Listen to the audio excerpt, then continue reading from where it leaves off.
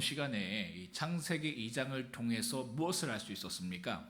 우리가 다른 어떤 것이 아니라 하나님 안에 있을 때에 우리는 참된 쉼과 생명을 온전히 누릴 수 있다라는 것이었죠.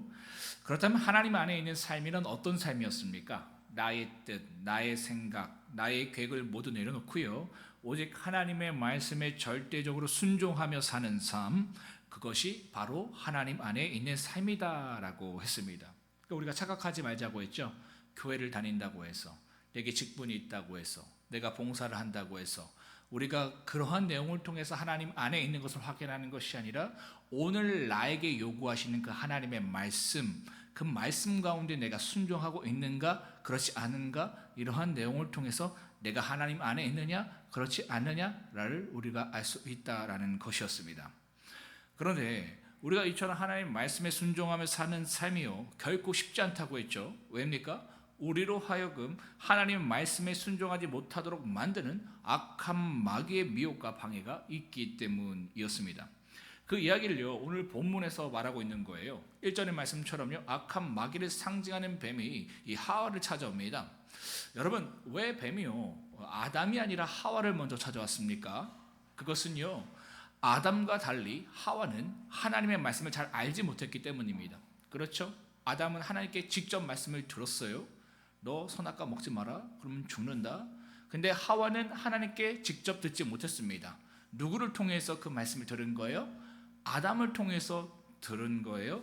그렇기 때문에 하나님의 말씀을 잘 알지 못했습니다. 그래서 하와가요 3절에서 그렇게 얘기하는 거잖아요. 하나님께서 선악과를 먹으면 죽는다라고 말씀하셨는데 지금 뭐라고 얘기하고 있습니까? 죽을까 하노라 라고 말하고 있는 거잖아요. 이처럼 하나님과의 관계가 제대로 되어 있지 않음을 우리는 알 수 있는 겁니다. 여러분, 이것이요 사탄의 전략입니다. 사탄은요 하나님과의 관계가 깊지 않고 하나님의 말씀을 잘 모르는 사람에게 먼저 접근합니다. 그러니까 하나님과의 관계가 깊고 하나님의 말씀을 잘 아는 사람에게 먼저 접근하지 않아요. 하나님과의 관계가 깊지 않고 또 하나님 말씀을 잘 모르는 사람에게 먼저 접근합니다. 그래서 그 사람을요 먼저 넘어뜨립니다. 그리고 결국에는요 그를 통해서 믿음의 사람, 믿음의 공동체까지 무너뜨리고자 하는 것, 그것이 바로 사탄의 전략이다라는 것이죠. 그래서 동물의 왕국을 보면요 여러분, 이 사자나 하이에나가 이 짐승을 사냥할 때 어떻게 합니까? 강한 동물 사냥하지 않아요. 약한 동물을 사냥합니다. 무리에서 좀 떨어져 있고 상처 입은 그 짐승을 집중적으로 공격합니다. 사단도 동일하다라는 거예요. 강한 사람 건들지 않습니다. 믿는 사람 건들지 않아요. 믿음이 좀 연약해지고 하나님과의 관계가 깊지 않은 사람을 먼저 찾아가서 유혹하고 미혹하고 넘어뜨린다라는 것이죠. 이것이 사단의 전략입니다. 이처럼 뱀이요 하나님 말씀을 잘 모르는 하와에게 접근한 뒤에 그 다음에 무엇을 하냐면요, 그녀로 하여금 그녀가 가진 결핍을 문제화시켜버립니다. 여러분, 아담과 하와가 가진 이 문제와 결핍이 무엇이었습니까? 에덴 동산에 있는 거의 모든 열매를 먹을 수 있으나 선악을 알게 하는 나무 열매만은 먹지 못한다라는 그 결핍이 그들에게 있었죠. 그러니까 그 전까지 하와는요 이 선악과를 먹지 못한다라는 것이 문제처럼 느껴지지 않았습니다. 불편한 것이 아니었어요. 그런데 무엇입니까? 사단과 대화하기 시작하니까 마치 그녀가 가진 그 결핍이 큰 문제나 불편한 것처럼 느끼게 된 겁니다. 전혀 그게 이전에는 문제가 되지 않았어요. 근데 사단이 자꾸 이걸 문제화시키는 거예요. 그래서 이 하와로 하여금 그 결핍을 마치 문제인 것처럼, 마치 그것이 불편한 것처럼 느끼게 만들었다라는 것이죠. 그렇게 하기 위해서 사탄이 쓴 전략이 무엇입니까? 5절의 말씀처럼요, 그녀가 가지고 있는 하나님의 이미지와 성품을요 왜곡시키는 것이었습니다. 사실 하나님께서요 이 아담과 하와에게 선악을 알게 하는 나무를 두시고 그 열매를 먹지 못하게 하신 것은요 그들을 향한 사랑과 배려였습니다. 어떤 사랑과 배려였어요? 그들이 더 하나님이 주신 생명과 은혜 안에 계속적으로 머물게 하시려는 하나님의 사랑과 배려였죠. 우리가 주일 시간에 그것을 깊이 있게 배웠습니다. 그죠? 간단하게 이 시간 이야기한다면, 인간은 원래 흙으로 지어졌다고 했죠. 그죠? 이것은 인간의 유한성을 이야기한다고 했습니다. 그러니까 인간은 언제나 죽을 수 있는 존재였다라는 거예요. 그렇게 창조되었다라는 겁니다. 그런데 하나님의 은혜로 마치 영원히 사는 것처럼 살 수 있게 되었죠. 그죠? 생명나무 실과를 먹음으로 말미암아 하나님처럼 살 수 있었습니다. 그러니까 하나님과의 관계 안에서, 하나님의 말씀 안에서 그들은 영원히 사는 존재가 될 수 있었어요. 그런데 그들에게 문제가 발생할 수 있다고 했죠. 인간은 언제든 하나님의 은혜가 아니라 자신의 능력으로 영원히 살 수 있는 존재로 착각할 수 있습니다. 우리도 그렇잖아요. 하나님 은혜 안에서 살아가는데 어느 순간 내가 앞설 때가 많지 않습니까? 하나님 은혜로 되는 건데 내 능력으로 되는 것처럼 사역할 때가 굉장히 많고요. 삶을 살아갈 때가 많습니다. 거기서 넘어지는 거예요. 그러니까 인간은 그런 존재입니다. 그래서 하나님께서 그렇게 하지 못하도록 뭘 두신 겁니까? 선악과를 두신 거예요. 선악과를 두신 다음에 뭐라고 말씀하셨어요? 너희 그거 먹으면 죽어. 그러니까 그걸 바라볼 때마다 인간은 나 죽을 수 있는 존재구나. 내 스스로 살 수 있는 존재가 아니구나. 나는 하나님의 은혜로 사는구나. 그것을 깨닫고 하나님의 은혜 가운데 누릴 수 있는 거예요. 그렇기 때문에 여러분, 이러한 그들이 가진 이 선악과라는 결핍은 하나님의 사랑과 배려의 내용이었다라는 겁니다. 그런데 사탄은요, 이 하나님의 배려와 은혜를 마치 하나님께서 그들을 견제하시고 통제하시는 것처럼 왜곡시켰습니다. 그렇죠? 야, 그거 사실은 니네 먹으면 하나님처럼 될까봐 하나님이 두려워서 그거 먹지 말라고 한 거야. 하나님의 사랑의 이미지를 질투의 하나님으로 바꿔버리는 거예요. 이게 사단의 전략이다라는 것이죠. 그래서 하와에게 하나님을 의심하게 만들고 불신하게 만들어서 결국 그녀로 하나님을 떠나 불순종의 죄를 선택하게 만드는 것, 이것이 바로 사탄의 고전적인 전략입니다. 여러분, 어둠의 영이요, 오늘도 우리의 가정과 교회 안에 이렇게 역사합니다. 가정에서는 마치 배우자와 부모가 문제 있는 것처럼 문제화시켜요. 왜곡시켜버립니다. 교회 안에서도 동일합니다. 마치 교회가, 성도가, 목회자가 문제가 있는 것처럼 왜곡시켜서 문제화시켜버려요. 이게 이단들의 수법이죠. 그러니까 이러한 내용을 통해서 어떻게 하는 겁니까? 그 가정을 무너뜨리고 그 교회를 무너뜨리려는 사탄의 전략이 그 가운데 있다. 이건 아주 고전적인 사탄의 전략이다라는 것이죠. 이처럼 하원은요, 사탄의 미혹에 넘어가 이 선악과를 먹는 불순종의 죄를 짓게 됩니다. 그리고요, 그 죄를 가정 안으로까지 끌고 들어왔어요. 아담까지도 죄로 타락하게 만들어 버렸습니다. 그리고 그 죄는요, 결국 인류를 이 죄의 권세 아래에 놓이게 만들었다라는 것이죠. 여러분, 죄는요, 이토록 무서운 겁니다. 그러니까 전염력이 엄청난 거예요. 그러니까 개인의 죄는 여러분, 개인의 죄로 머물지 않습니다. 그 죄는요, 결국 공동체까지 영향을 미치게 되어 있는 거예요. 나 개인의 죄로 끝나지 않은 거예요, 여러분. 내 죄가 배우자에게 흘러갈 수 있고 내 자녀에게 흘러갈 수 있고요, 나와 함께 신앙생활하는 지체에게 흘러갈 수 있다는 거예요. 이게 너무 무서운 거예요. 이 선한 것은 잘 흘러가지 않는데 죄는 흘러가요, 그렇게. 그러니까 이게 너무나도 무서운 거예요. 그래서 우리는요, 늘 깨어 있어야 하는 겁니다. 왜? 이 죄가 나만 넘어뜨리는 것이 아니라 내 배우자, 내 자녀, 내 자손, 나와 함께 신앙하는 그 지체들을 넘어뜨릴 수 있기 때문에 우리는 늘 깨어 있어야 한다라는 겁니다. 이처럼 죄가 인간에게 들어오자 인간은요, 화평을 누리고 있던 모든 관계를 상실하게 됩니다. 하나님과의 관계를 상실해 버렸어요. 그러니까 하나님이 찾아오시니까 인간이 어떻게 합니까? 숨어버리죠. 원래 인간은 하나님이 찾아오시면 숨는 존재가 아닙니다. 하나님을 거부하는 존재가 아니에요. 근데 죄가 들어오니까 이처럼 하나님을 거부하고 하나님으로부터 떠나버리는, 숨어버리는 존재가 되어버렸다라는 겁니다. 또 자신과의 관계가 상실되었죠. 인간은 원래 자신을 부끄럽게 여기지 않았습니다. 흙의 존재였지만 우주를 창조하신 그 하나님이 함께 하시고 그 하나님께서 우리를 향해서 아름답다고 말씀하셨기 때문에 우리는요, 우리 자신을 사랑했어요. 근데 죄가 들어오니까 어떤 일이 일어납니까? 자신을 부끄럽게 여기는 일들이 나타나게 되는 겁니다. 자기 모멸감, 자기 열등감, 그 분노 가운데에 살아가게 됐다. 그래서 어떻게 합니까? 무화과 나뭇잎으로 자기를 가리게 됐죠. 그래야지만 그나마 자신이 좀 뭔가 된 것처럼 생각하는 것이 인간입니다. 그러니까 이 무화과 나뭇잎이 뭐라고 했어요? 오늘날로 따지면 물질이죠, 학벌이죠, 외모죠. 내가 조금 좋은 아파트 살아야, 좋은 차 끌고 다녀야 그나마 좀 명함을 내놓을 수 있는 거예요. 그거 없으면 못하는 겁니다. 인간이 이런 존재로 타락해 버렸다라는 겁니다. 또 어떤 관계가 상실되었습니까? 타인과의 관계가 상실되었죠. 아담은 하와를 사랑했어요. 뼈 중에 뼈, 살 중에 살이라 이야기했습니다. 근데 죄가 들어오니까 어떻게 합니까? 하와를 탓하죠. 하나님이 주신 저 여자 때문에 내 인생이 이렇게 됐어요. 그러니까 우리가 사랑해서 결혼하잖아요. 근데 결국 어떻게 됩니까? 저 사람 때문에, 저 인간 때문에. 교회도 동일해요. 사랑해서 교회 안에 왔거든요. 근데 그 안에서 또 남을 탓하는 거예요. 그러니까 어딜 가나 탓하는 겁니다. 인간은 이런 존재예요. 만족을 못 누려요. 감사를 못 누려요. 어디 있든 탓해요. 내가 문제인데도 불구하고 내가 지금 죄 가운데 모든 관계가 깨어져서 그와 같은 화평을 누리지 못하는 존재임에도 불구하고 그것을 발견하지 못합니다. 늘 탓하는 거예요.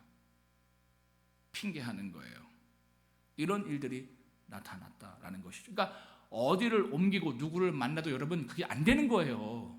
우리는 이렇게 생각하잖아요. 이 왼수와 내가 살지 않고 예전에 그 남자와 그 여자와 살았다면 좀 더 행복했을 텐데. 아니에요. 똑같아요. 죄를 갖고 다른 사람을 만나도요 똑같아요. 어딜 가나 똑같아요. 어느 직장을 가나 어느 교회를 가나 어느 관계를 가잖아. 문제는 나에게 있는 겁니다. 근데 그걸 모르죠. 그러니까 죄가 들어오니까 이 모든 관계가 다 파괴되어 버렸다. 상실되어 버렸다라는 겁니다. 여러분, 그래서 구원이라는 것은요 단지 영혼만 구원받는 것을 온전한 구원이라고 말하지 않습니다.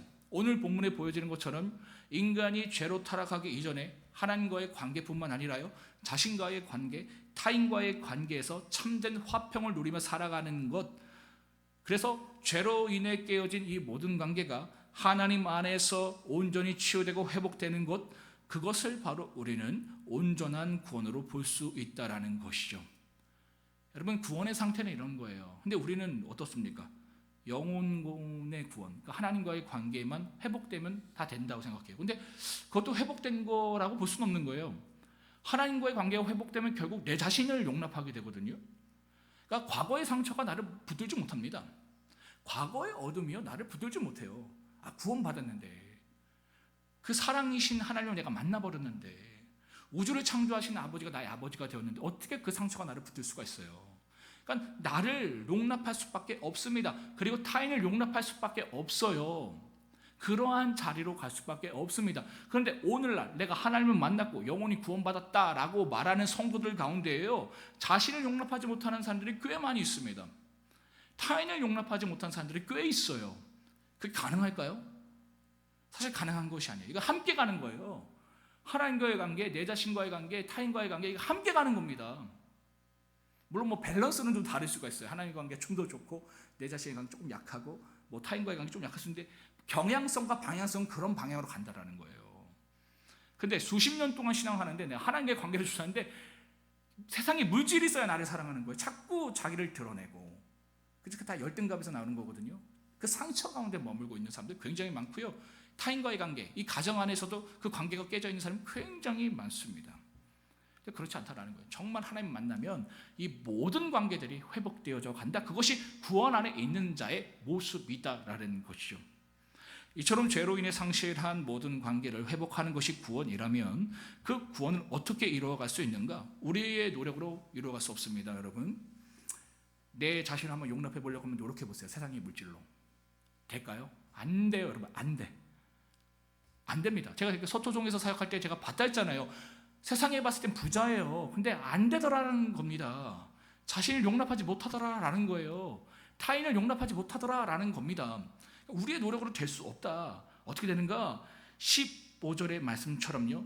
여자를 미혹하며 인류를 죄 가운데 빠지게 하였던 원수, 그 악한 마귀 사탄의 권세를 완전히 박살내버릴 여자의 후손을 통해서 가능하다라는 것이죠. 그렇다면 이 여자의 후손은 누굽니까? 바로 예수 그리스도이십니다. 그러니까 우리가 요한계시록에서 볼 수 있었잖아요. 예수 그리스도께서 십자가를 통해서 우리를 붙들고 있는 사탄의 권세를 무력화해 버리셨습니다. 무너뜨리셨다라는 것이죠. 그리고 그로 인해서요 죄로 인해 깨지고 상실되었던 모든 관계가 예수 그리스도 안에서 다시 회복될 수 있게 된다라는 것이죠. 그래서 21절에 하나님께서 그들의 그 입은 그 무화과 나뭇잎으로 만들어진 옷을 벗기시고 뭘 입히십니까? 가죽 옷을 입히시죠. 이 가죽 옷은 십자가의 대속이 예표라고 했어요, 그죠? 가죽 옷을 입히려면 어떤 짐승이 피를 흘려야 되는 거예요. 대속이 있어야 되는 거예요. 그래서 이러한 내용들을 통해서 우리는 예수 그리스도를 통해서 이러한 모든 관계가 회복될 수 있음을 우리는 알 수 있는 겁니다.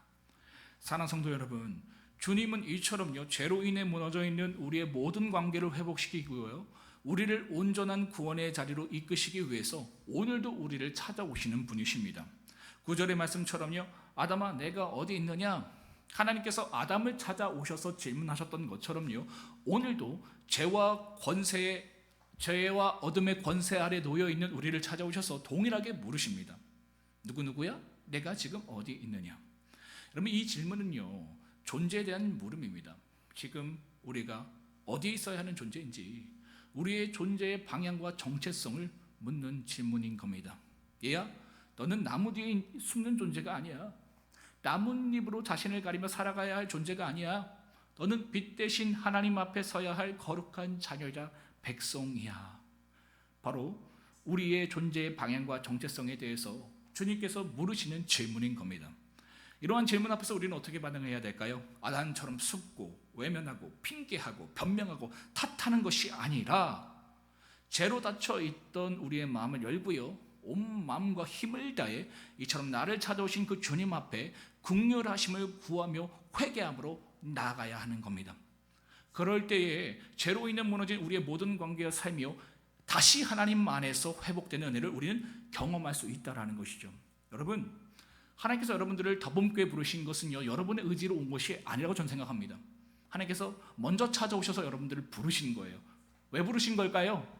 다시금 여러분들의 그 과거의 상처로부터 회복시키기 위해서, 그 무너졌던 모든 관계들을 회복시키기 위해서 하나님께서 부르신 거예요.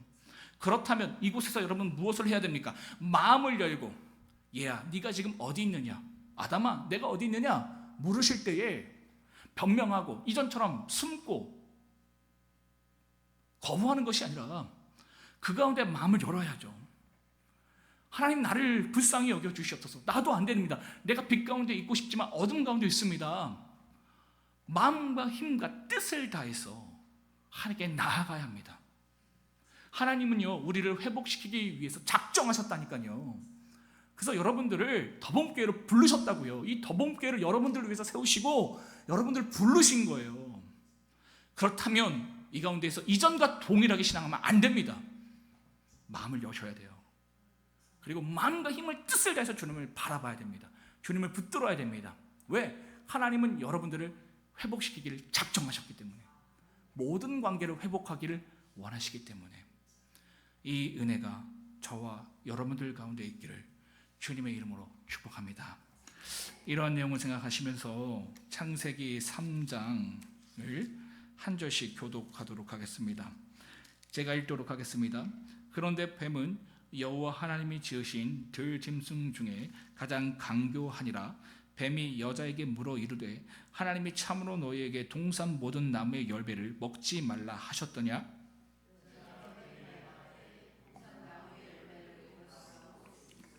동산 중앙에 있는 나무의 열매는 하나님의 말씀에 너희는 먹지도 말고 만지지도 말라, 너희가 죽을까 하노라 하셨느니라.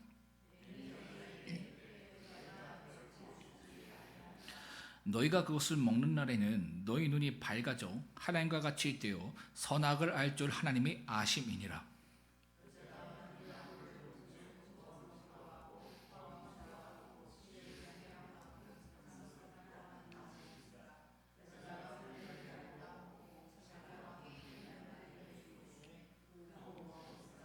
이에 그들의 눈이 밝아져 자기들이 벗은 줄을 알고 무화과 나무 잎을 엮어 치마로 삼았더라.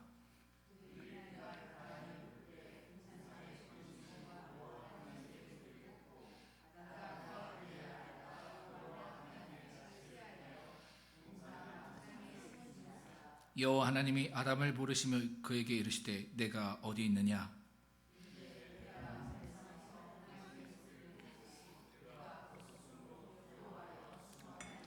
이르시되 누가 너의 벗었음을 내게 알렸느냐? 내가 내게 먹지 말라 명한 그 나무 열매를 내가 먹었느냐?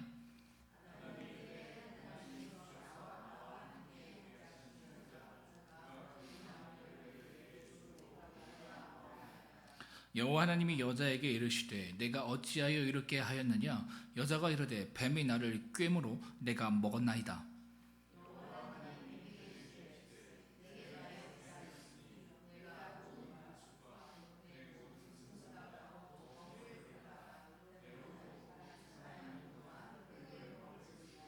내가 너로 여자와 원수가 되게 하고 내 후손도 여자의 후손과 원수가 되게 하리니 여자의 후손은 내 머리를 상하게 할 것이요 너는 그의 발꿈치를 상하게 할 것이니라 하시고,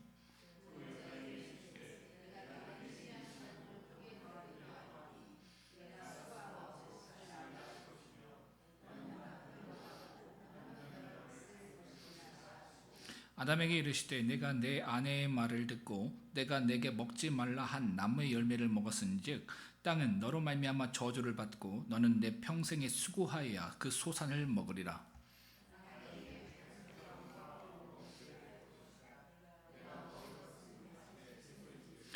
내가 흙으로 돌아갈 때까지 얼굴에 땀을 흘려야 먹을 것을 먹으리니 내가 그것을 치함을 입었음이라. 너는 흙이니 흙으로 돌아갈 것이니라 하시니라.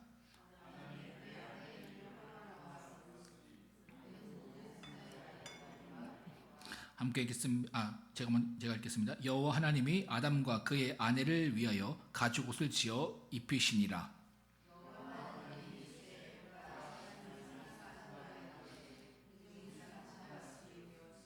그가 그의 손을 들어 생명나무 열매를 따먹고 영생할까 하노라 하시고, 여호와 하나님이 에덴 동산에서 그를 내보내시어 그의 근원이 된 땅을 갈게 하시니라. 이같이 하나님이 그 사람을 쫓아내시고 에덴 동산 동쪽에 그룹들과 두루 도는 불칼을 두어 생명나무의 길을 지키게 하시니라. 아멘. 이 시간 함께 기도하시겠습니다.